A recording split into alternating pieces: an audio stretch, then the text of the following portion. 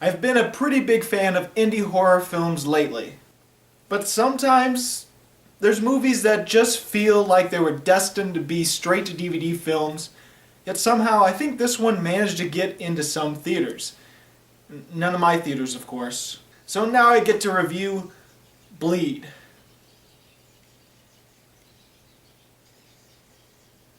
And with that, a bunch of robins just started attacking my window.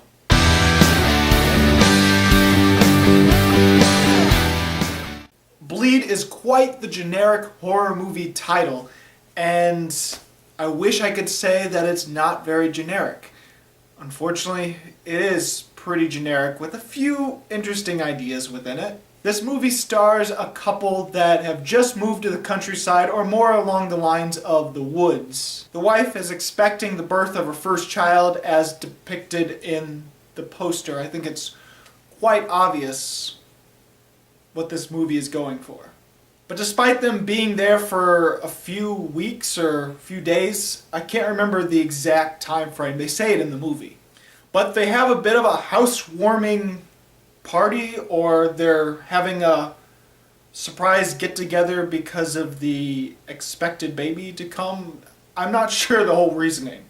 But 4 people arrive: the wife's childhood friend and her boyfriend, as well as the wife's brother and his girlfriend. Well, because of some supernatural event that happened to them long ago, her brother is into ghost hunting.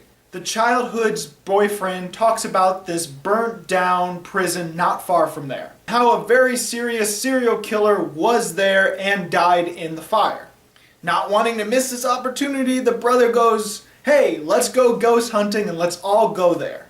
5 of the 6 people go there while the wife really doesn't want to be a part of it. The husband's only going along so he can disprove it because he doesn't believe in any ghosts or nonsense like that, because he's a doctor and very logical. But she's happy to drop the 5 of them off and pick them up later when they're done. And from there, the group doesn't just find supernatural evidence, but the possibility of a cult and maybe the prophecy of a demonic being being brought to life. Now, it's definitely not too awful. I didn't really find myself bored throughout the movie. I did dislike a lot of it, but at least it kept me interested and engaged at some level. I do appreciate the movie for taking its time and establishing the characters very well. Now, it's nothing groundbreaking, it's nothing superbly acted. It just establishes the characters and what type of people they're going to be in this movie very quickly and nicely. I also find that there's a lot of nice ideas within the movie, things that have been done plenty of times in other horror movies but still appreciated in this one. Ultimately, the movie juggles around a bunch of different horror elements, and it could be a mess to a lot of people.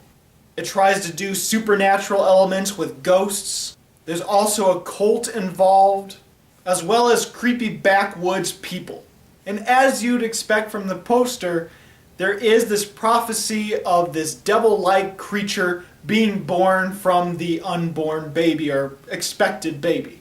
It could be a mess with all these different elements juggled about, but it didn't really feel that way for me.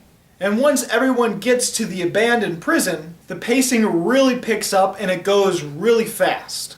Sometimes maybe a little too fast to actually care about what's going on, but it definitely picks up the pace for sure.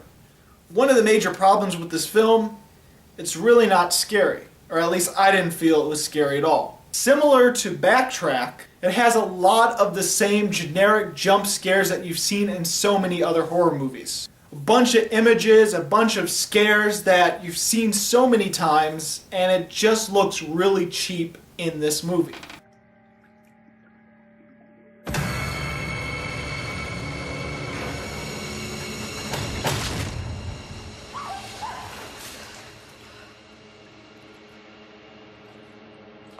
And that's the thing with this movie, a lot of it just looks cheap, and I know it's an indie film, but sometimes indie films can actually look like they're meant to be in theaters. There are clearly things that are edited out because they probably didn't have the budget to do so, such as this crash that happens.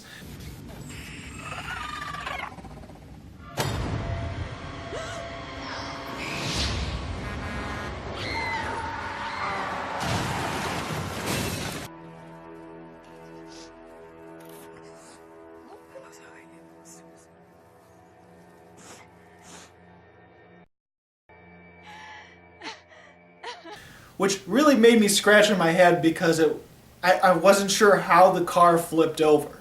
It's clear this movie caters to a bunch of horror fans that have seen these types of movies before, and so when certain things are brought up in the movie, we kind of figure, oh, this is probably what's happening. We've seen this before in other horror movies, and it's just expected that you know what's going on without the movie explaining it at all. And so the ending really, really depends on if you've seen a lot of horror movies and you understand that this is a cult, they're trying to bring this devil creature to life because of her expected child.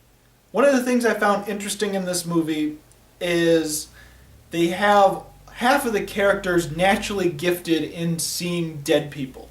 And it's explained in nice ways, such as the childhood best friend. At the beginning of the movie, she talks about voices and stuff, and she's taking pills because she believes she has schizophrenia. Like, you live with these people since you're a kid, and then a doctor comes along and tells you that they're not real, that it doesn't exist, and to take this medicine, and it's going to make you all...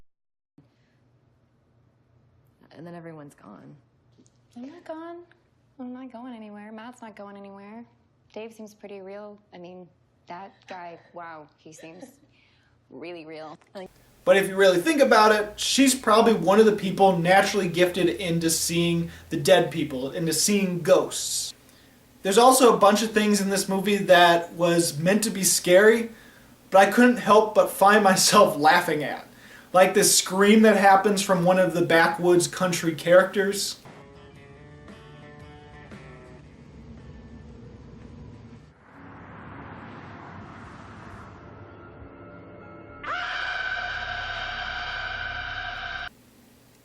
Also, this movie has a bit of a Ouija effect on it. Now, if you haven't seen Ouija and you want to see it, and you haven't seen this and you want to see it, and you don't want any spoilers, please skip to this time. Alright, if you're still here, I'm going to talk about Ouija and this movie. So in Ouija, there's a ghost and she's killing people, and you think, oh, this is the bad ghost. Well, it turns out she's just protecting them and trying to scare them off from actually releasing the real evil ghost. It's this whole twist that really breaks the entire movie because it just doesn't make sense. Very similar to Ouija, there's a ghost in this movie where it's the serial killer character, and you think, okay, this is the bad ghost, this is the one that's trying to help with the cult and all that kind of stuff. But then the twist is, he's actually a friendly ghost helping them and trying to keep them from dying. Trying to keep the main wife safe and her baby safe. But hold on, there's two things that he does in the movie that's clearly that ghost that really endanger the characters. The first thing he does is when the brother and his girlfriend are having sex, he reveals himself to the girlfriend to pretend that he is the brother. And so she reacts and cuts him. But I think there could be an explanation on him helping because he does miraculously get healed. So I thought, okay, that's a good enough explanation, but what about the fact that he literally kills a character?